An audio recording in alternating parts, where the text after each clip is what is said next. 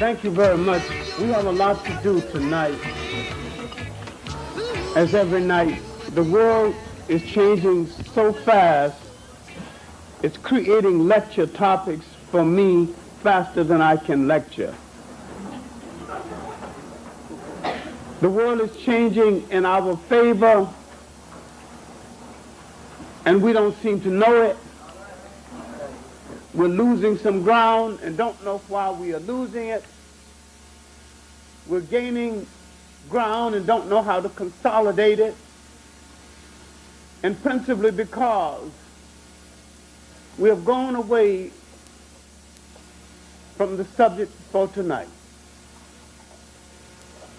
We have lost the art and the drive to be an African people. And you cannot be another people and rescue yourself while imitating another people.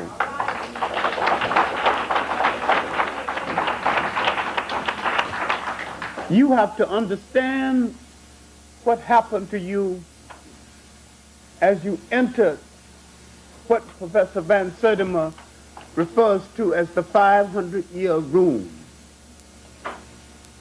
The European, as I have said before, not only began to colonize the world, he began to colonize information about the world, and he began to control images. But the most successful thing he did from his point of view, and the most tragic thing he did from his point of view, he colonized the image of God. And he started you on a tragic journey where so many of us worship everything white, from a white God to white bread. For many of us get a picture fixed in our mind, where we worship white Jesuses over the weekend and plead to a white boss for economic survival the rest of the week, and wonder why we lack respect for our black father, our black lover, our black uncle. If he changed the images around to show himself in power and got people imitating him, then you cannot be your African self, because you've been transformed into someone else's culture container, and you are reacting to being away from the culture that produced you in the first place. And you don't look back enough in Africa to understand that there were no rape cases in Africa, no teenage pregnancy in Africa, no prostitution in Africa, and no Africans worshiping a God that the Africans did not sanction.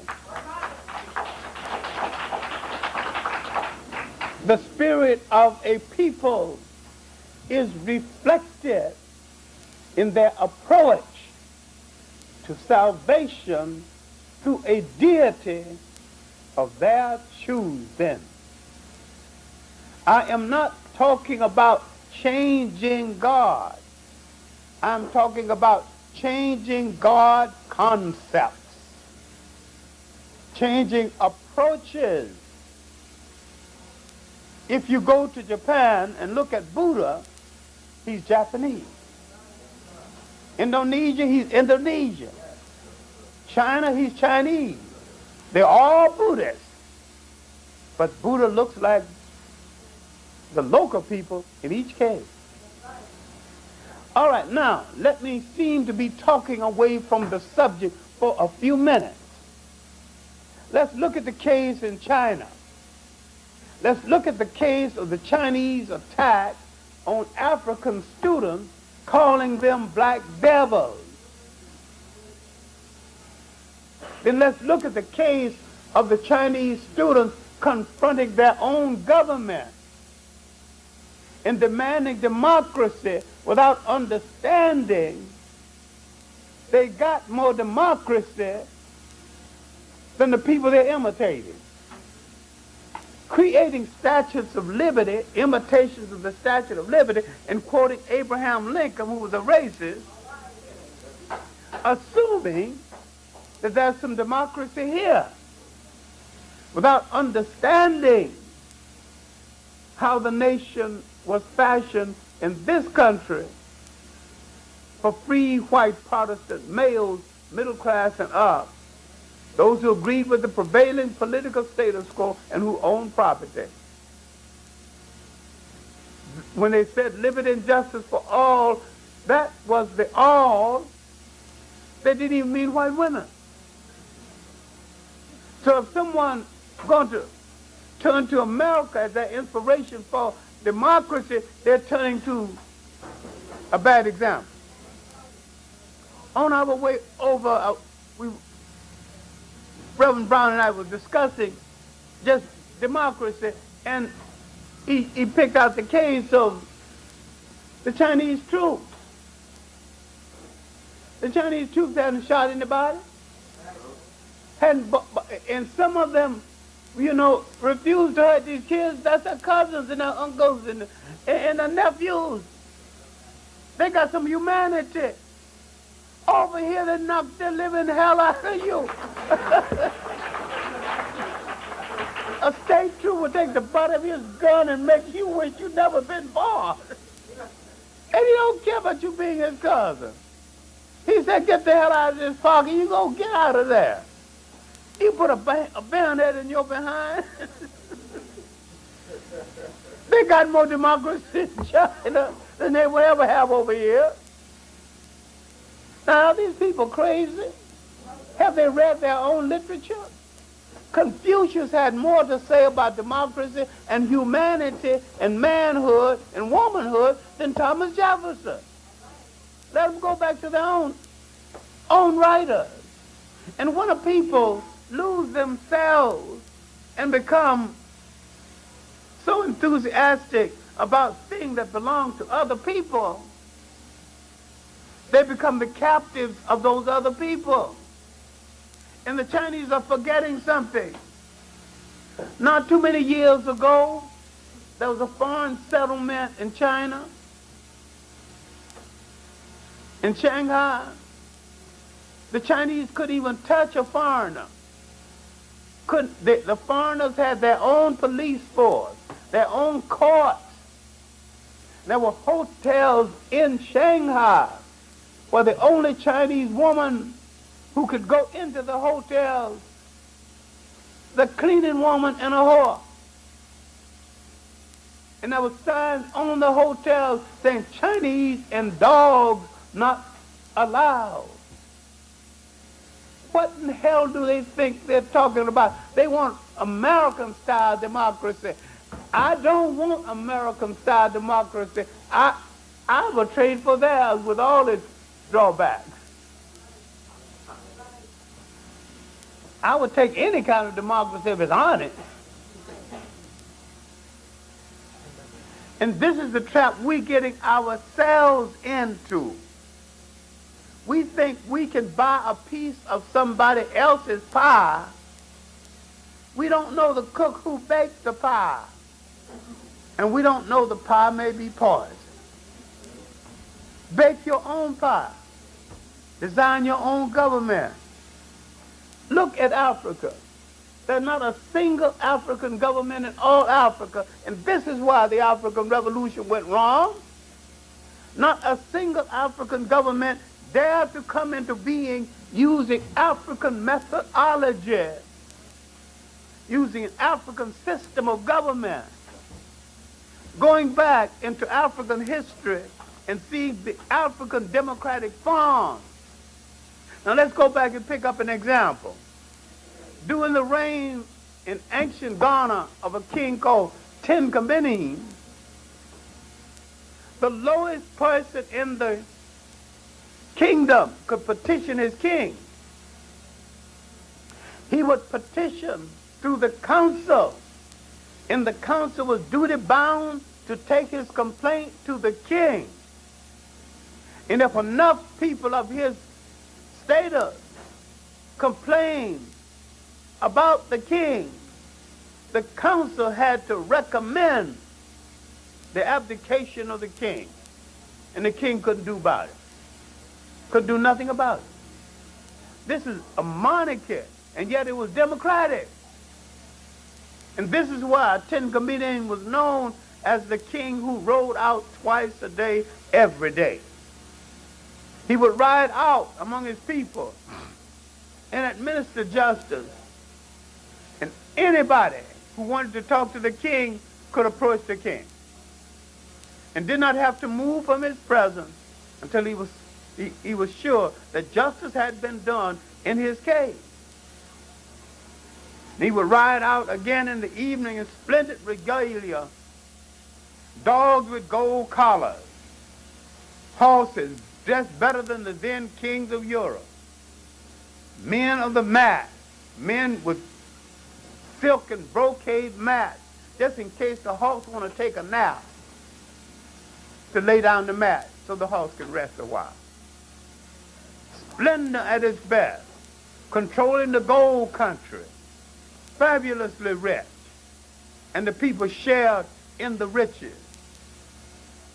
The assumption is that a monarchy cannot also be democratic.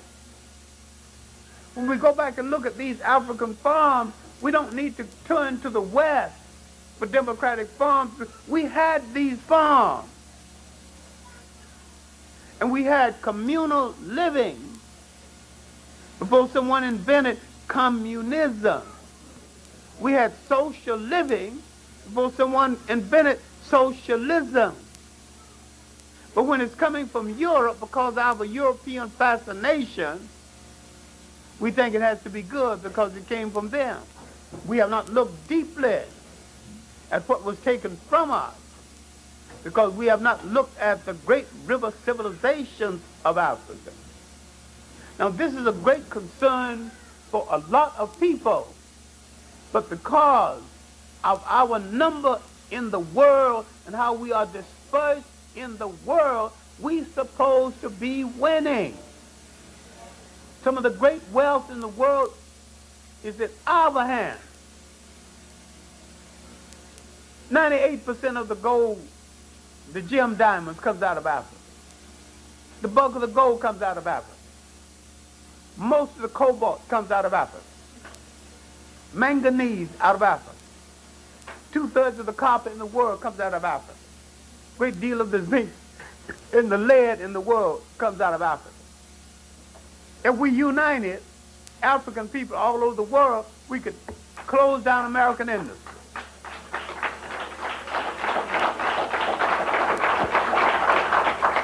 And if we develop a good agriculture as we had before, our people could be fed indefinitely, and we could eat indefinitely, and we could go to school indefinitely, and say that if you don't want to pay my price for my goods, then I'll keep it. And they tell you, eat it. They say, we don't have to eat it. We got corn. We got pigs. We got everything. We got cattle. We got sheep. We got goats. Our people going to eat whether we sell it or not. We're like a person in a card game who's got all the high cards and failed to put the cards down. All right. Someone has sent me a book that they've been working on a number of years. I didn't think he'd quite bring it off. It's called Why We Lose. Jake Beeson of Minnesota, Indiana.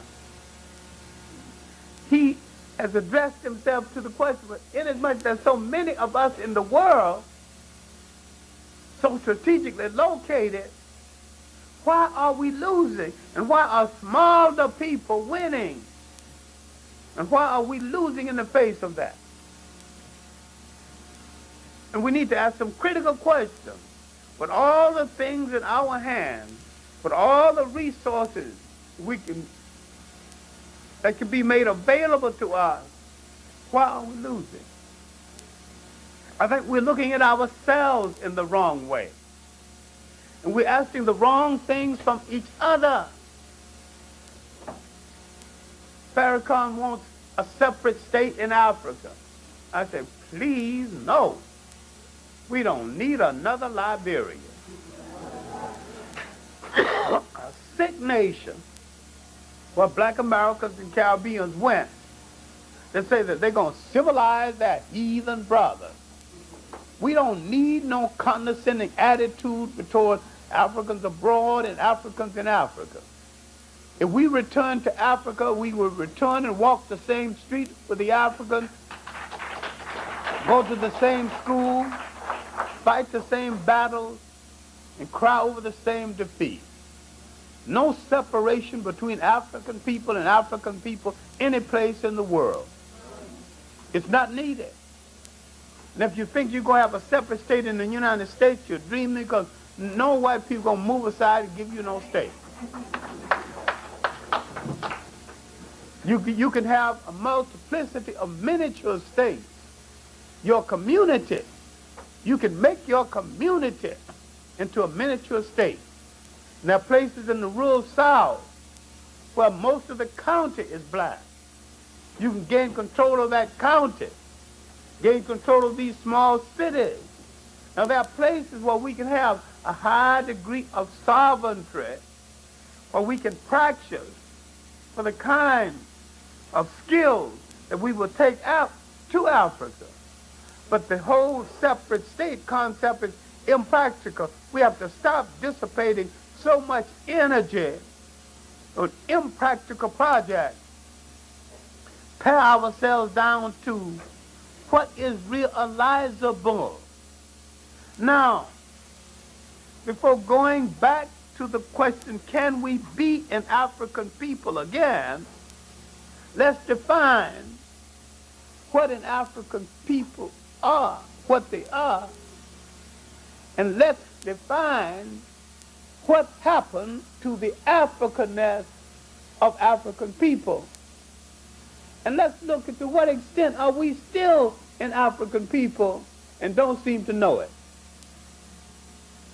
Living in rural Alabama, in Georgia, and traveling in Africa, I've seen identical traits.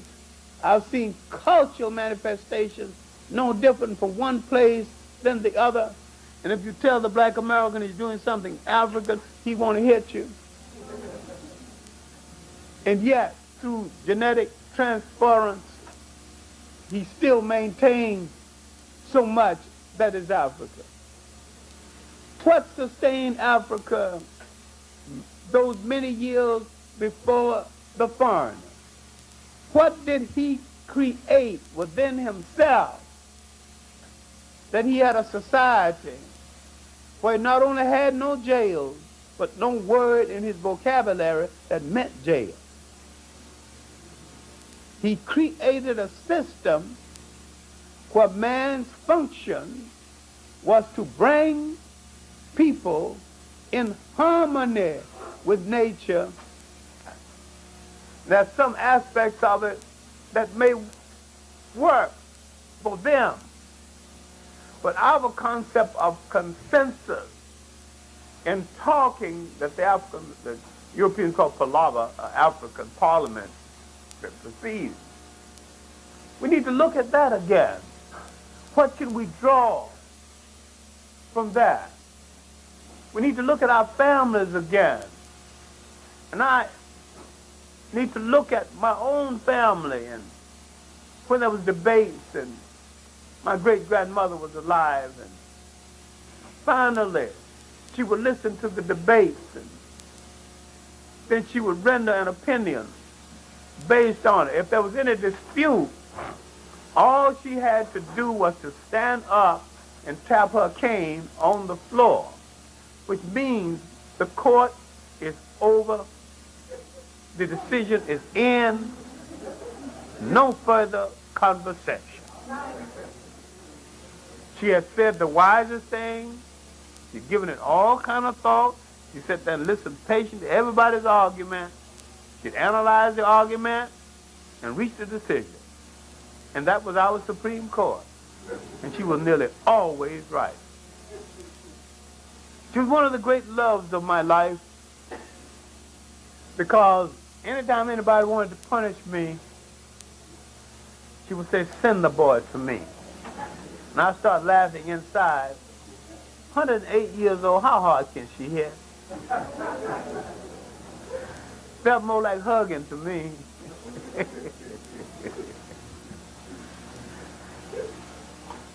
The whipping was of short duration, but the lecture would last the rest of the evening. She would tell me the story. I think we have grown too much away from each other, and we have not listened to each other. We have not consulted forms that we created. I don't know who Robert is, who did it, Robert's Rules of Order. And if he's alive, and I hope I got enough sense to choke him when I find him, he spoiled more meetings. Point of order, Mr. Chandler. Point of information, Mr. Chandler. I always holding up. When if you can listen, talk consensus, the whole meeting will be over in a little while. Because the best thinkers among you will arrive at a consensus based on what's on the floor. And you'd have the best opinion you're going to get. All right, now, how did we lose being an African people, inasmuch as, in spite of foreigners, we continue to be an African people all over the world until about the end of the 19th century? Outside of Africa, the most African place in the New World was the Caribbean islands and parts of Brazil. How is it that 50 years later, they become black English, black French, black Spaniards, black Dutch, and forgot about it? When they had brought off some of the most successful slave revolts in history, based on the cohesiveness of their Africanness. How do we get it back? We can get it back by looking at what kind of success we had when we communicated one to the other. We should examine very critically what other people are saying about us. We should examine very critical the people who say that they are our friends when they are the people trying to take a community away from us. There are too many things happening in this city that we have not examined. We should examine the concept of planned shrinkage, a plan to drive the poor out of New York and make it the bedroom for the middle class. They don't want poor whites in the city either. Poor whites won't even be able to pay the rent. Now, if a man makes sandwiches at a luncheonette, and he's good at it, why shouldn't he have a decent home? Why must he be some kind of an executive to get a decent place to stay? Now, in an African setting, where the king was in charge of the distribution of goods and services, he would get a place commensurate with his needs, irrespective of his ability to pay. This was a form of socialism. And they did not call it socialism. They didn't call it anything. They just lived it out. And what did the Europeans do? Formalize it and dogmatize it and came back to sell you what you had in a much better form before you know they existed. And that's what is still happening. That's what's happening in our courts. That's what's happening in relationship to the disintegration of our community. That's what's happening with the control of image. That's what's happening with the bad movies being made. That's what's happening with Spike Lee's misconception of the black college and the black college president. It's happening because we are not controlling the image and we are not controlling the curricula. In New Orleans, speaking with two college presidents on the subject of the future of the predominantly black colleges, I said, I cannot speak on the future of the predominantly black colleges because I don't know one predominantly black college. Because I don't know one, I will address myself to what would a black college look like if it did come into being, if it dared to be black.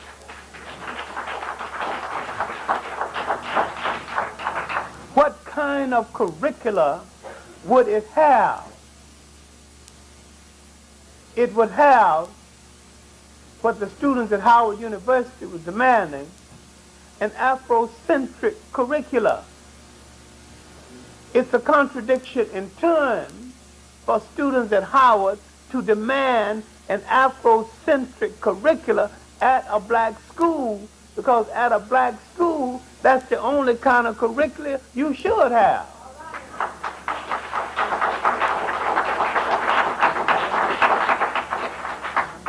At Brandeis and Yeshiva, you've got a Jewish-oriented curricula. They don't apologize for having it. They said, this is what it is. Now, they didn't say, don't come here. But they said, if you come here, this is the curricula. We're not going to change it to suit you. Black schools should be good enough to train any student of any race and any religion in the country and still have a curricula that predominantly favors black people all over the world. If you go to Harvard, Harvard was found as a Protestant school to train the future rulers of the United States. It's not going to change its curricula for anyone. It's going to remain. One of the Blyden brothers went to Harvard and is going to get a degree in political science. And they seem to remind him every day that Ralph Bunche was the last person who got a degree in political science, and that certain things are expected of you if you get a degree in political science at Harvard. And so they set him down his committee, and he thought that because three of the members of the committee was his personal friends, that he had it made. So they asked him, who is your political hero? He said, Parnell. This man don't talk nonsense. Parnell, an Irish patriarch who blew a revolution chasing after some English woman. That we will not give you a PhD at Harvard if your hero failed in his mission. He must succeed in his mission. Even he had to step over his mother. He had to politically succeed in his mission. And so he thought about it and took some time off. He came back, wrote the PhD thesis in 45 days, and asked, who's your hero? He said, Cromwell. This is good.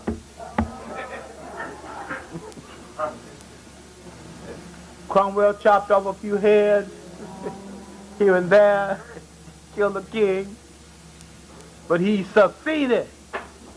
He held England together. Had to spill a little blood here and there, but he didn't fail.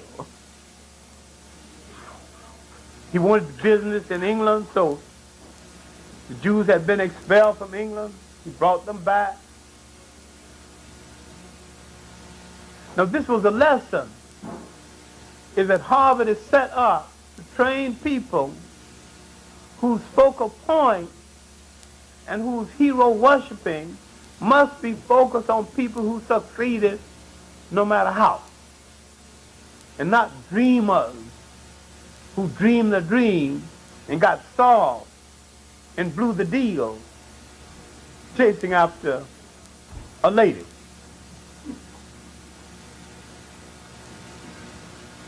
Now what I'm saying is that if you take Hamilton Institute, any institute, a black curriculum must have good courses in African history, not just a subject that allude to it.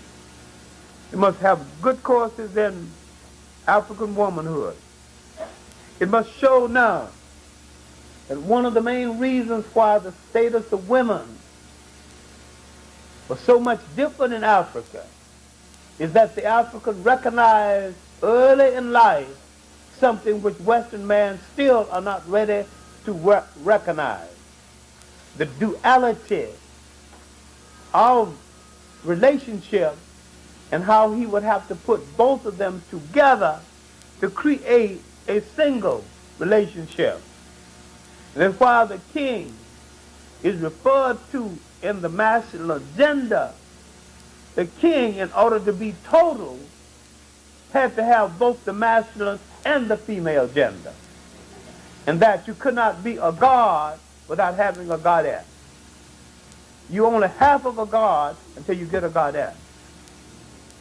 Now when you look back at how all of it started, when you go back 10,000 years, when you look at the status of the Europeans and all that ice, seasons are short, he's got a short time to harvest the crop.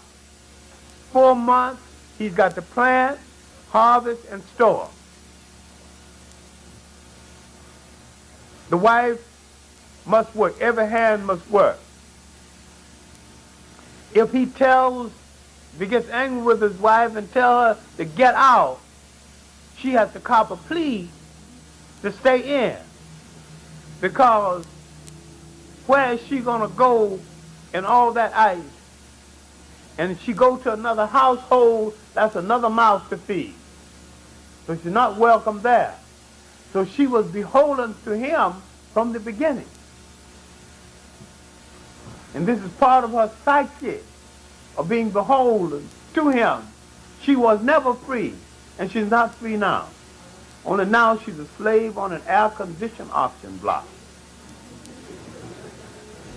Okay, you look at Africa, where the women started agriculture.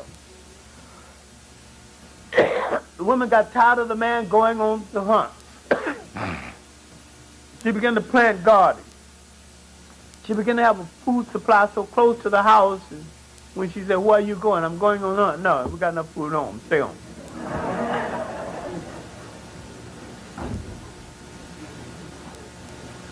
The forest was a drugstore.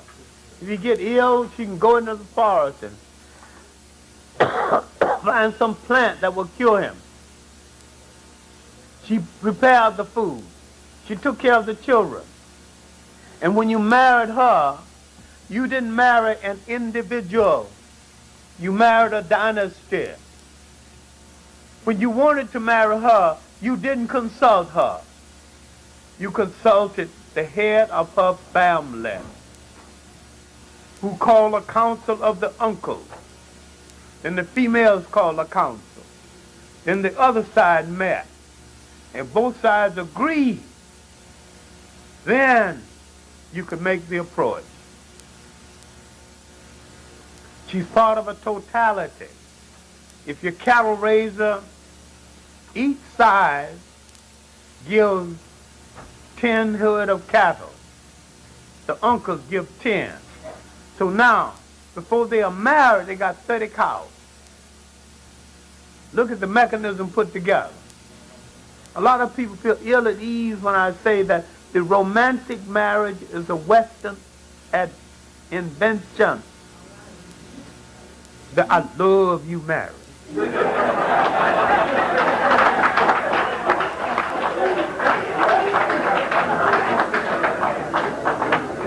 It lasts through the season. Sometimes it lasts through the summer. It may be gone by the winter. I'm talking about I respect you marriage. When you're putting together two families, sometimes two villages are coming together. Now suppose he get a knock on the head and get a little foolish and tell her to get out. She'd look at him like a fool and say, who's going to prepare your food? Who's going to take care of your children? Who's going to go to the forest and get something to cure you when you're sick? And besides, if she had to go out, there's plenty of places to go. She ain't got to go in no snow. You see the independence from the beginning? And the independence did not mean dominance. It did not mean what white women live think it means. It did not mean what you are foolish enough to think it means. It did not mean that you got to declare war on him. The line came down through her side of the family. Matrilineal. The foreigners introduced patrilineal. Nearly all African societies are matrilineal. That means in most cases the king's son can never be king, but the king's sister's son can be king. Eliminating competition. There are exceptions, the Zulus are exceptions. They're patrilineal. And yet in a patrilineal society like the Zulus, when Chaka, after the death of his mother, Ninda, when he decreed that there be no crop planted for a year, people accepted that. There was enough meat and wild vegetables. They can survive a year without planting anything. No big deal. 15,000 men to guard the mother's grave for a year. No problem. So they go and guard the grave. Then he said, no, he maimed the cows so that they could mourn for the passing of his mother. Nobody complained. Then he said, no cohabitation for a year. The old ladies came together, said that our king is crazy. He has outlawed life itself. We cannot continue as a people if he's going to stop this activity. This item will not be so important except that I'm showing you that in a patrilineal society where that is male-oriented, the female council had enough power to order the death of the ceremonial death of the king. Before he goes up to the moon, he's going to communicate with the gods and the spirits to give him the sign. If he don't get the sign, he ain't going. Is it all right with his God? Is it all right with his spirituality? This can get confusing because a whole lot of people think the Africans created a religion. Don't ever charge this crime to the Africans. I'm using my words advisedly. Judaism, Christianity, and Islam have been turned into murder cults because once they emerged, they began to be used to justify the murder of other people. Christianity said if he's an infidel, he has no soul, and it's all right to murder him, it's all right to enslave him. Judaism said if he's not of our faith, it's all right. Islam said if he's not of our faith, we can put him to the sword. The Africans created an overall spirituality and a God of love. These foreigners who misunderstood African spirituality created gods of vengeance. and created what I call a carbon copy of African spirituality. I am not less religious, I am more, because I say examine the carbon copies and entertain the idea of going back to the original. I didn't say change God. I didn't say change churches. I said change concepts, change approaches. Stay where you are, but look at it in a different way. Because the Africans created an overall spirituality where all life was under God, was a manifestation of God. And he did not have a weekend religion. He had a religion that was operational on his life every single day of the week. He did not have to build a temple with a whole massive space for praying, because he could pray anywhere. Akhenaten, who is accused of giving the world monotheism, and that's not true, and the Jews who said they gave the world monotheism, and that's not true. Monotheism, the concept of the oneness of God, was here all along. Akhenaten never said he gave the world monotheism.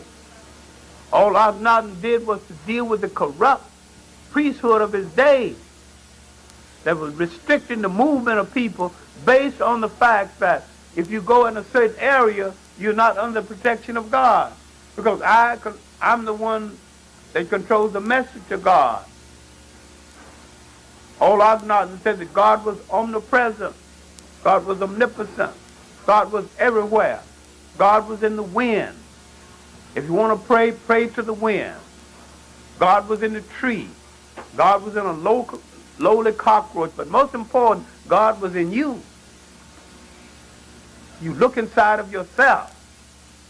Now, if you look at what the Africans gave the world, and if you read W.E.B. Du Bois and James Baldwin, you will find essays on the duality of American blacks. Two souls in one body, two personalities. What the African gave the world is a form of duality. And when we look at duality, the Africans use conflict to solve conflict. He used conflict to horn one conflict against the other and to arrive at a synthesis between the two conflicts. So therefore, conflict did good because conflict presented him with the opportunity of arriving at a synthesis in between the two conflicts. Now, if you understand what I'm saying, you will understand that neither Du Bois or Booker T. Washington was wrong. And yet, the difference of opinion between Du Bois and Booker T. Washington gave us the opportunity to analyze both of them and arrive at a conclusion that will not be positively Booker or positively Du Bois. And that is called synthesis. A way of solving a problem by looking at both sides of the problem and extracting from both sides what you need to form a single solution. We have stopped doing this because we were forced into a society that was individual as against the society that produced us that was plural. When you come out of a plural society, you are tolerant of different opinions. There were many ways of worshiping in Africa. But the Africa knew one thing, while there were different ways of worshiping that there was one spiritual force for the universe. Different ways of approaching the spiritual force, but the spiritual force remained the same, while the concept and the approach varied from one culture to the other. Now, Western man thinks this is a conflict, and it is not a conflict. If we were ever African people again, we would understand that, and we would understand that you cannot lift an African people with the slave master's concept of a religion that was created out of your spirituality in the first place. Because he has a one-dimensional approach, and you had a pluralistic approach to the same religion. Many ways of approaching it without changing the central message of the religion itself. What you got to look at is something that frightens a lot of people, and something some black people might want to kill you for doing. You've got to look at the Hebrew entry. When you look at the Hebrew entry and the mythology about that entry, you begin to understand something. They came from an individualistic society in Western Asia. They began to copy and individualize African folklore and to project it through their own understanding of culture as against the African understanding. And not knowing African rule of morality, they began to violate these rules, and the African, with his customary kindness towards strangers, did not punish them for violating the rules. Because at this time, they began to violate women without any punishment and without any marriage. They began to produce. Now this is the historical origins of black teenage pregnancy. The farm. When I delivered a talk on it and didn't take the brothers to task, the ladies who invited me got a little angry. Now the brothers got a proper share of blame, but I wasn't discussing the present. I was discussing the historical origins. The foreign entry who did not understand the culture of Africa and had the Africans expel the foreigners for violating his rules. It would have been better, but the African looked with some kind of toleration because the foreigner did not understand the rules, not knowing that the foreigner's children would start conflict between African and African that would last for 3,000 years and is not settled to this day. Once we understand how the mulatto problem almost destroyed the Haitian Revolution, and why the same problem turned Jamaica into a sick political child, you don't understand what I'm talking about. But there's certain things we sweep under the rug, but there's no more room under the rug now.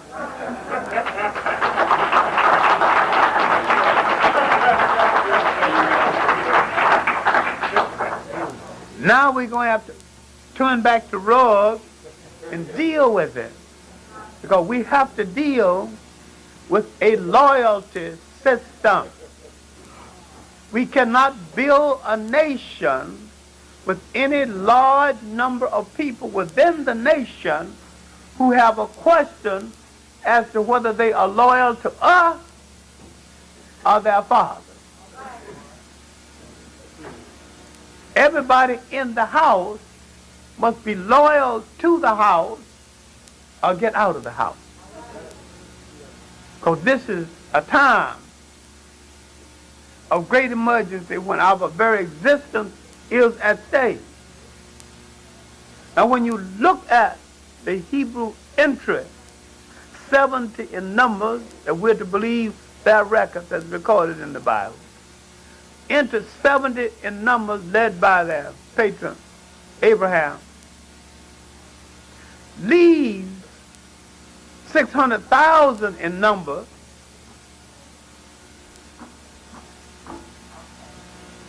and leave because the Africans, with their customary kindness, understand that they were collaborators with the first invaders of Africa, called the Shepherd Kings. Instead of putting upon them and punishing them, the Africans said, if you are now ready to obey African law, now that the Africans are back in power, you may stay. Otherwise, you have to go. The 600,000 were the ones who decided to go. But they had come into Africa with no clear language, no clear religion, and no clear culture. And when they left, they had all three. Africa had made them a people. And they were never grateful to it. They never returned the favor. They never sent a thank you note. They copied the African folklore. They copied the meaning of the Bible from African books. Books that the Africans had created before. There is a book recently published called The Awakening Osiris. And this book deals with a simplified approach to African books written before the Bible. The most interesting, the one, only two I'll call to your attention. One is the book of Hunafa. That means the purpose of Hunafa, written by somebody named Hunafa. When the Egyptians say, we came from the headwaters of the Nile, near the mountain of the moon where the great god Hapi dwells, as Kilimanjaro. It's significant because the ancient Egyptians identify their origin in spite of all the nonsense trying to make them white.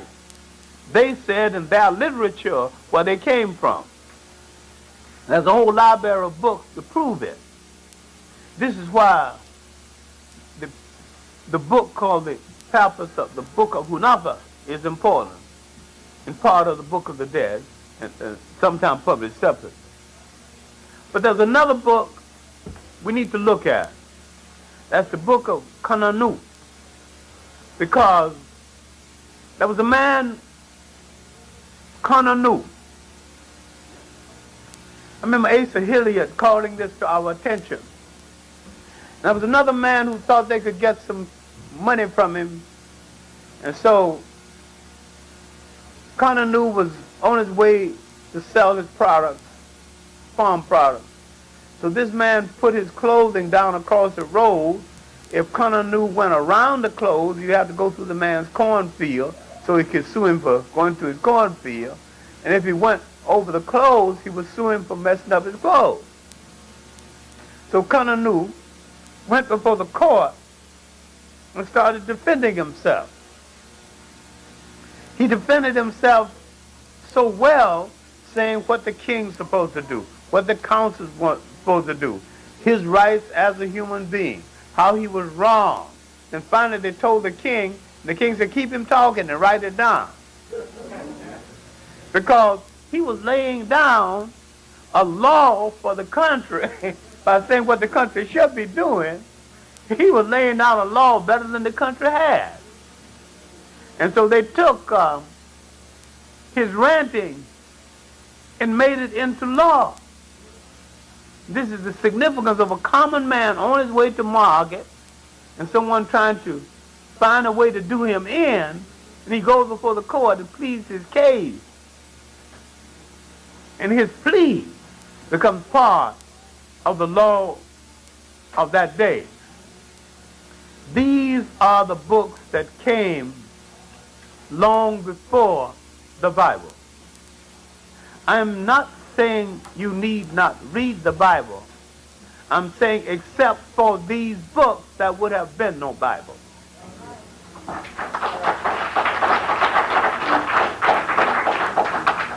I did not say choose one over the other. I said that both of them need attention. Yes. Thank you. Both of them need attention. And you need to pay attention to African problems of problem solving before something called European civil law entered that did not understand African methodology of problem solving. All right. The problem in Africa today in every single country is that you do not have in administration in Africa a single African country. Not one. You do not have a single African country that fashioned its government after a theory developed by Africans. You have an educated African running the country, trying to develop parliamentary government that they took from the people who educated them without understanding that that same government is not working so well for the people who taught it to them. Democratic government is not working so well for the people who said they believed in democracy. And what you needed to do right now is to restore the African system of consultation where we arrive at a consensus. We can arrive at a consensus without a vote, because once the main speakers have spoken, the council analyzed the best thought that has come forward, then arrive at a consensus based on what they have heard. This is what we call a synthesis. He can't do everything that was asked of them, but they try to do the best that was asked of them using the most reasonable things that were being asked of them. And then the last blow, when he said, "What have I done to you, sons of my fathers?" That was the last of the greatest warrior, one of the great natural warriors in human history. He was not murdered. You must make a distinction between murder and ceremonial death. This was a ceremonial death because the women assumed that he had violated the basic survival customs of the Zulu people. After him, the re-emergence of Africanness, one of his assassins became king, Dingang. And after Dingang, I'm tracing the real fight that started in South Africa. Now the British pushed the Zulus and the Zulus pushed back. The British pushed the Boers and the Boers pushed the Zulus and the Zulus pushed back. And this started the physical struggle for Southern Africa. There had been wars before, 11, with the people called Hottentot and Bushmen. This is so well recorded in Fell's work and by the Zulu writer Thomas Mafolo, and by the present-day living Zulu writer Mazola Kamini in his work Impachaka, the Zulu, and with some respect in Omar Cooper's work, The Zulu Aftermath, and with some respect and but some misunderstanding, the book by Morris, in America called the washing of the spears. The Zulu wars are the most recorded and the best recorded wars in Africa. And the main thing that I'm trying to get at is that these Africans had not lost their Africanness. They were fighting in an African way. They were living in an African way. They had physical training in an African way. They were not this time imitating Europeans and falling into traps. It was not until early in the 19th century, early in the 20th century, that African missionary-trained Africans began to wear European clothes, develop European taste, and become Europeans in blackface. What we need to look at, we need to look at the end of the 19th century all over Africa, when African people were losing their Africanness. We need to look at it all over the world, but first Africa. In East Africa, the fight for Africa's soul between the Catholics, the Protestants, and the Arabs, fighting over the soul of Uganda. The white fathers, those the Catholics, had armed their converts.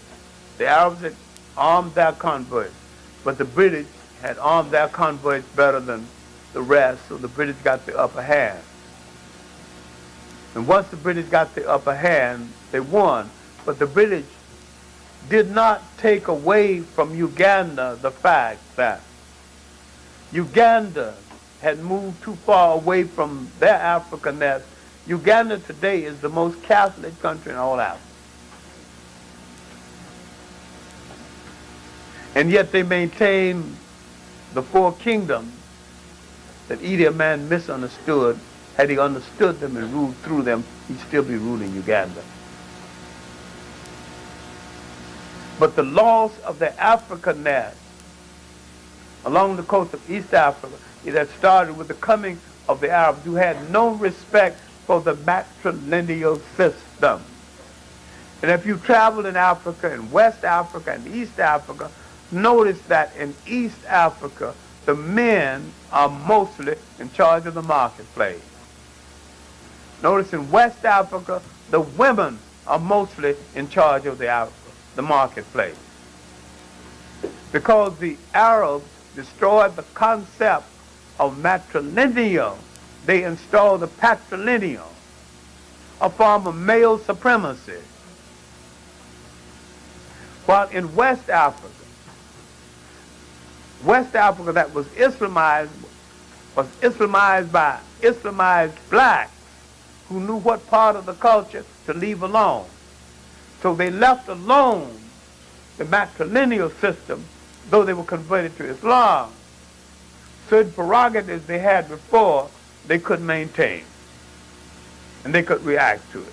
Now, the market women in West Africa have a court, have an entire society based on market women, the Sunday society. These are very powerful women, and many of them control large sums of money, and a few of them are millionaires. And every man, you go to Senegal, you see different men in the marketplace, nearly every man rents his concession from a woman. No man is out ranting, that these women are ruling everything, they got all the money.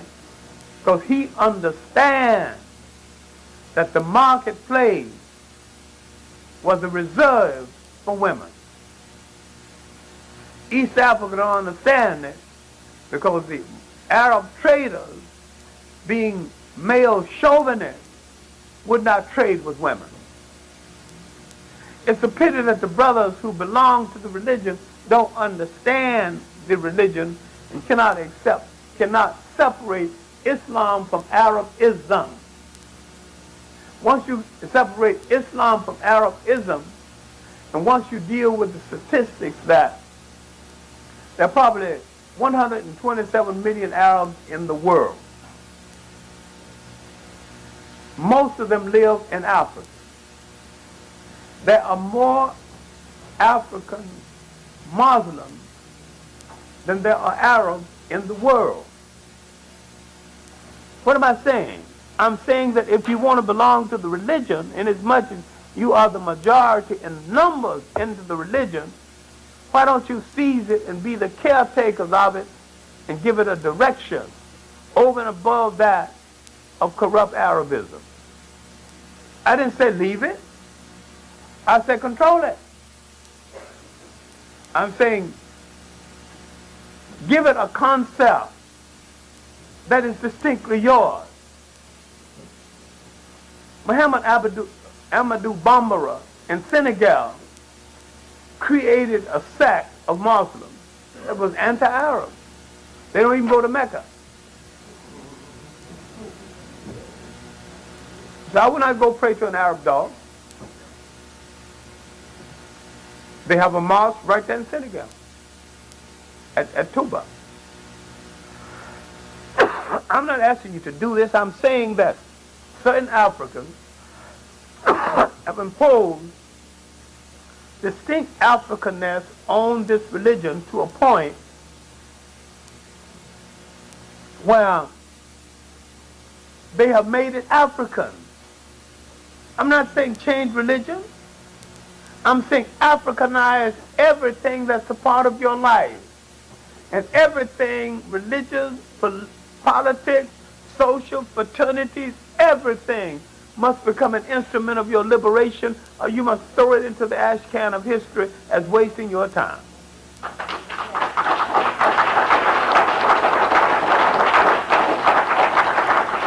All people convert organizations into instruments of their liberation.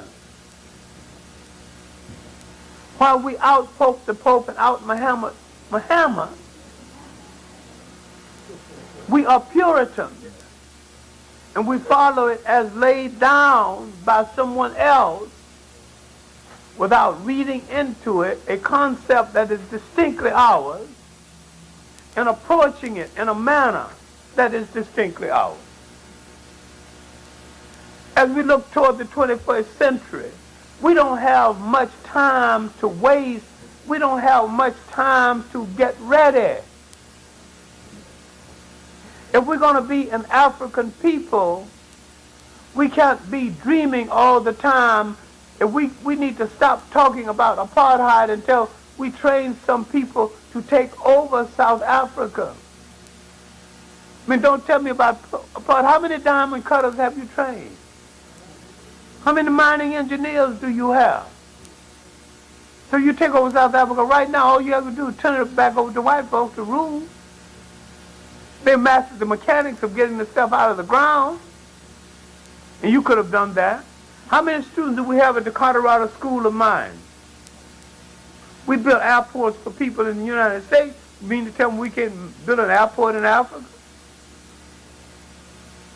The blacks in charge of the harbor in New Orleans and in Newport News. You mean to tell me we can't go to Africa and be in charge of the harbor? I'm saying that to be African again is that Africa and Africa outside of Africa must draw on the strength and the talent of African people all over the world. We must have a Pan-African agenda that goes beyond what religion you belong to and what fraternity and sorority you belong to. You really don't need to belong to any of them because the Greeks had no fraternities and sororities before they came in touch with Africa's secret societies.